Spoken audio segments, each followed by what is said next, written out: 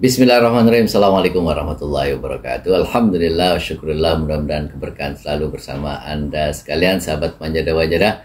Kali ini saya akan ngobrol tentang titip. Ini pesan dari Kiai Haji Hasan Abdullah Sahal, pimpinan Pondok Modern Darussalam Gontor Ponorogo, untuk para wali santri.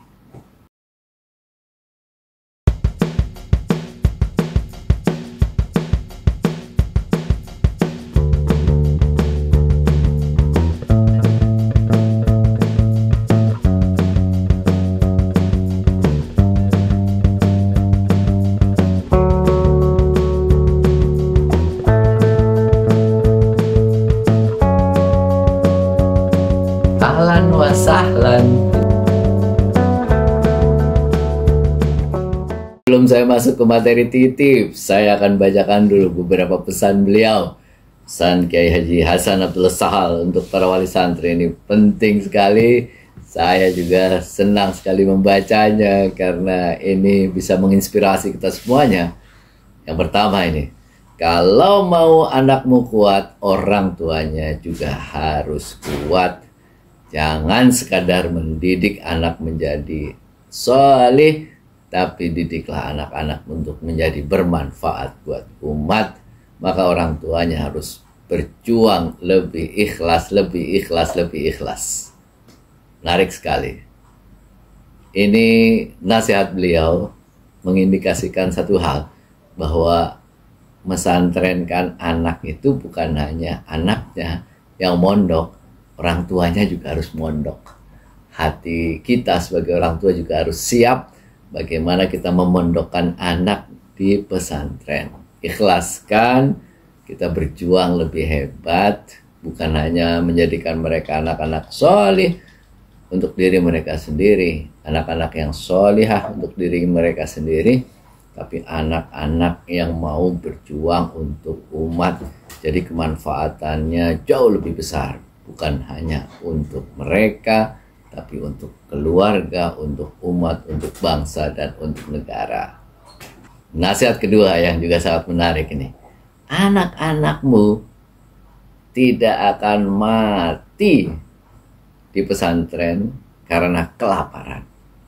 Tidak akan bodoh karena tidak les ini, tidak les itu. Tidak akan terbelakang karena tidak memegang gadget. Kenapa? Pasrahkan saja, tawakal kepada Allah, karena Allah yang akan menjaga anak-anakmu, sebagaimana janji Allah untuk menjaga Al-Quran. Ini menarik sekali. Tawakal kita itu harus diperbanyak, karena memang anak-anak itu di pondok itu fisabilillah. Jadi Allah yang akan menjaga anak-anak kita, insya Allah. Yang ketiga, ini lebih dalam lagi nih. Lebih baik kamu menangis karena berpisah sementara dengan anak-anakmu untuk menuntut ilmu agama, daripada nanti kalau kamu sudah tua, kamu menangis karena anak-anakmu nggak tahu bagaimana mereka menjalankan ibadah, nggak tahu bagaimana mereka mendoakanmu, bertengkar karena harta, mementingkan dunia, lupa akhirat, lupa surga. Jadi mendalam sekali. Kadang-kadang kita sedih, kita pisah, tapi ingatlah bahwa itu adalah sementara, agar mereka bisa tahu ilmu agama, bisa menjaga diri mereka sendiri dengan baik.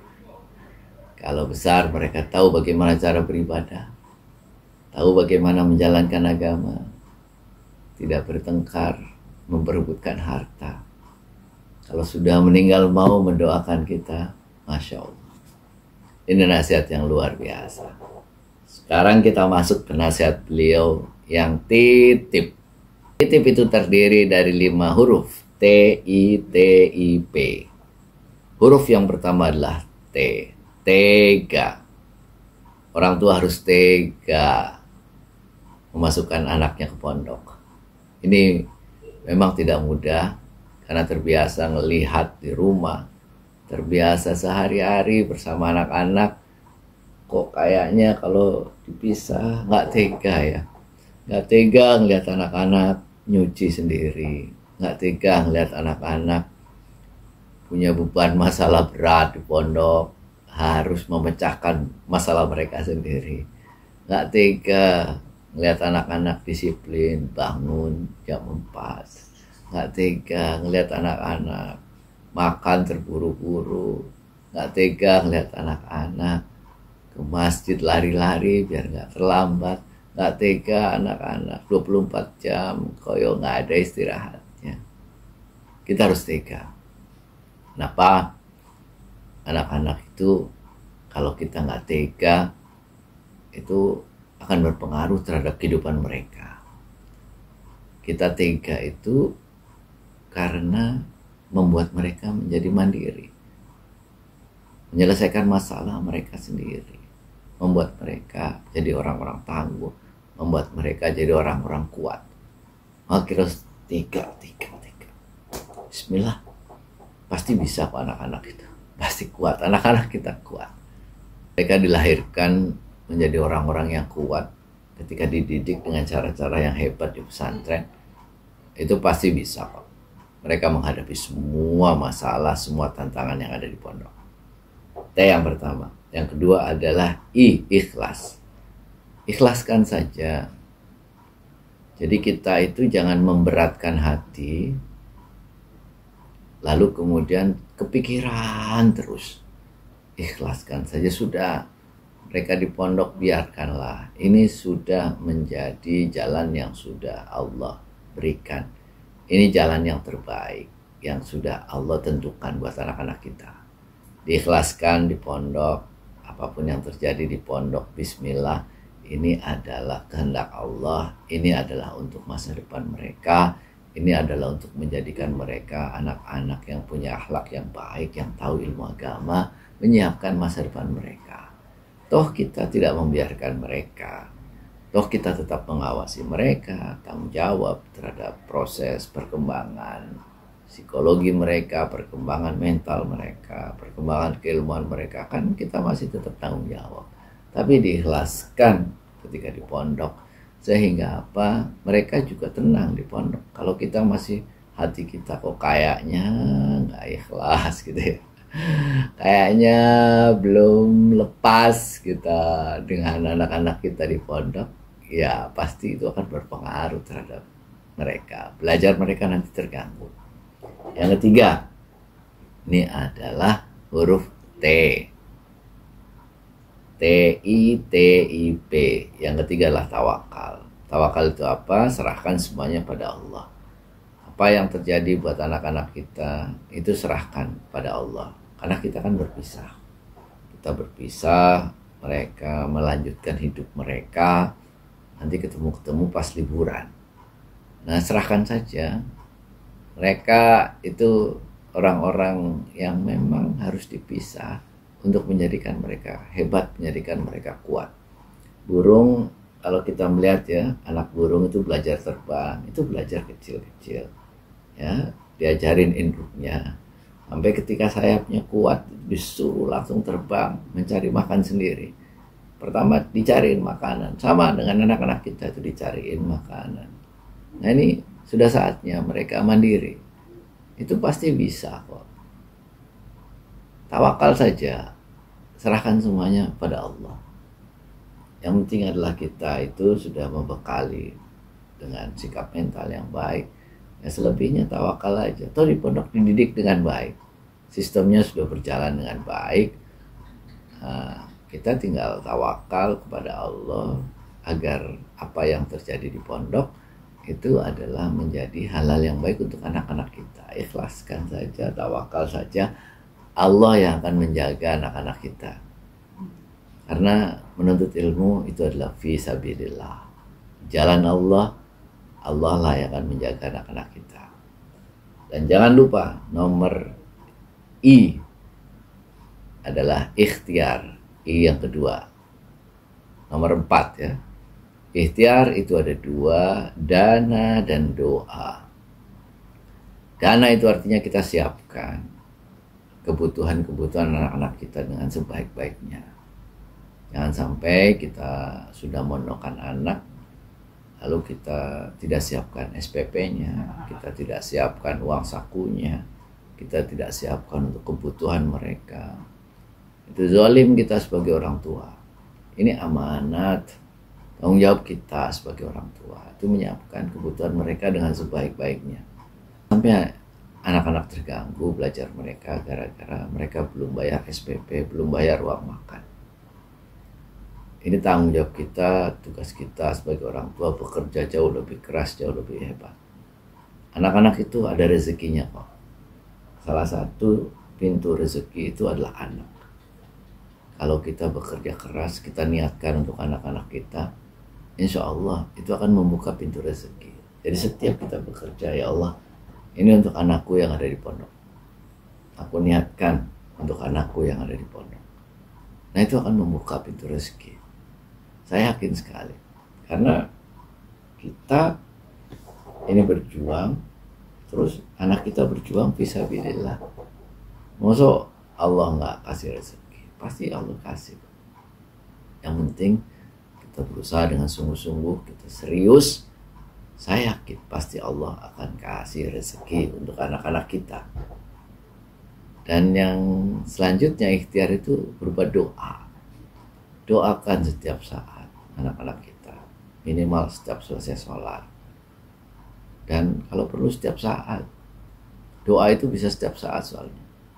Doakan setiap masak, ya Allah, mudah-mudahan anakku di pondok mudah-mudahan anakku di pondok istiqomah. Setiap kita berjalan kemana, doa. Sehingga apa? Menjadikan anak-anak kita itu juga hatinya tenang. Doa itu nyambung kok. Ada satu kisah yang sangat menarik ini. Kisah dari anak-anaknya Kiai Haji Imam Zarkashi. Saya dengar beberapa anak beliau, putra dari Pak Zar, itu yang cerita tentang hal ini. Bahwa Kiai Haji Imam Zarkashi kalau anak-anaknya itu sedang menghadapi ujian atau sedang menghadapi satu tes, itu beliau sholat tahajud 100 rakaat untuk mendoakan anaknya. Jadi kalau ada anaknya yang minggu depan 2 minggu lagi mau ujian, beliau mulai malam ini sholat tahajud. Kebiasaan beliau memang sholat tahajud tiap malam. Akan lebih ditambah lagi, itu ditambah dengan kalau anak-anaknya sedang ujian 100 rakaat. 100 rakaat itu gimana ya, nggak 100 selesai satu malam. Malam ini misalnya selesai 10, besok 10, besok 20, tergantung kemampuan beliau sholatnya berapa rakaat. Itu kata Prof. Hamid Fahmi Zarkashi, salah satu anak beliau, putra beliau. Ada 2 orang yang profesor. 2 orang putra beliau profesor, terus ada beberapa doktor. Dia bilang, mungkin bukan karena kepintaran saya menjadi profesor. Saya menjadi profesor, beberapa saudara saya menjadi doktor. Itu mungkin karena doa dari bapak saya. Mungkin karena doa dari bapak saya. Saya mendengar itu satu hal yang luar biasa. Betapa doa kita untuk anak-anak kita ini luar biasa. Maka berdoalah kita setiap saat. Setiap saat kita doakan. Agar apa? Agar kita ini bisa selalu mendoakan anak-anak kita. Almarhum Kiai Haji Abdullah Syukri itu tiap hari mengirim Al-Fatihah, mendoakan anak-anak tiap hari. Sambil jalan, masih waktu beliau masih sehat ya. Pagi-pagi jalan, saya bacakan Fatihah 100 kali untuk setiap anak. Berapa ratus kali. Jadi setiap hari beliau selalu tidak lupa mendoakan anak-anaknya. Inilah betapa doa orang tua itu menjadi satu hal yang sangat penting buat kita semuanya. Karena doa ini memberi dukungan, doa ini menguatkan anak-anak kita. Dan yang terakhir, yang nomor 5 itu adalah percaya. Percayakan saja apa yang terjadi di pondok kepada pondok, pihak pesantren. Kalau mereka mendidik anak-anak kita, ya itu percaya saja. Mereka mendidik itu dengan ilmu, mereka mendidik itu sudah dengan pengalaman, sudah sistemnya udah matang. Jadi kita tidak perlu mengintervensi apapun, tidak perlu usul apapun, ya sudah biarin aja lah. Itu kita terima, itu kita ikhlaskan, kita ridho saja. Mereka sudah tahu apa yang mereka harus lakukan, kita ridho saja. Itu mereka sudah melakukan ini berpuluh-puluh tahun. Jadi sudah, kita ridho saja dengan apa yang dilakukan oleh pondok, apa yang dilakukan oleh pesantren, percaya saja. Jangan sampai salah paham, jangan sampai salah mengerti, jangan sampai salah persepsi. Kalau kita salah mengerti, salah persepsi, salah paham, itu yang terjadi, kita akhirnya nggak percaya pada pihak pondok. Kalau sudah tidak percaya dengan pihak pondok, yang akan terjadi itu pengaruhnya kepada anak-anak kita. Lah bagaimana mungkin ilmu itu akan masuk pada anak-anak kita kalau kita nggak percaya terhadap proses pendidikan di pondok? Maka percayakan saja apa yang terjadi di pondok dengan anak-anak. Tidak perlu intervensi apapun. Kita itu kalau anak-anak mengadu misalnya, dengarkan dengan bijak. Dengarkan dengan bijak, dengarkan dengan baik, lalu berikan dukungan. Berikan dukungan bahwa ini adalah tantangan, ini adalah latihan untuk bersabar. Berikan dukungan terus pada anak-anak kita dan bersikap positif. Jangan menanggapi dengan emosional yang akhirnya kemudian malah membuat anak-anak gak betah di pondok. Tanggapi dengan bijak, lalu kemudian percayakan semuanya kepada pihak pondok. Insya Allah itu akan menjadikan kita baik, perasaan kita baik, anak-anak kita juga baik. Insya Allah semua demi kebaikan. Tidak ada yang dilakukan di pondok di luar pendidikan.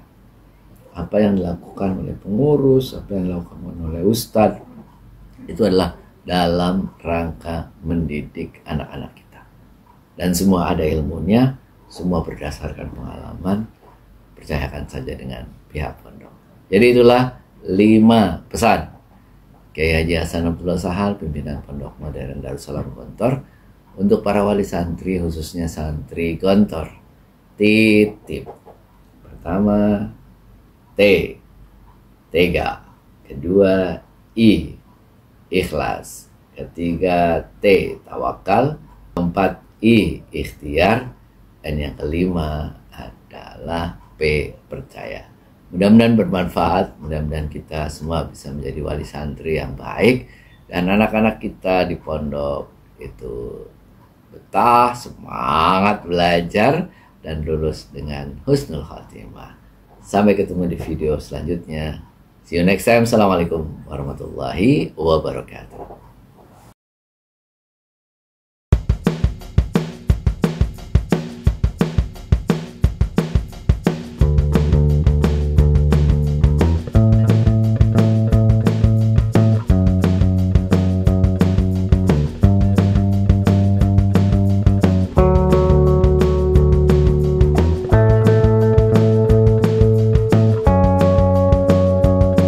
Ahlan wa sahlan.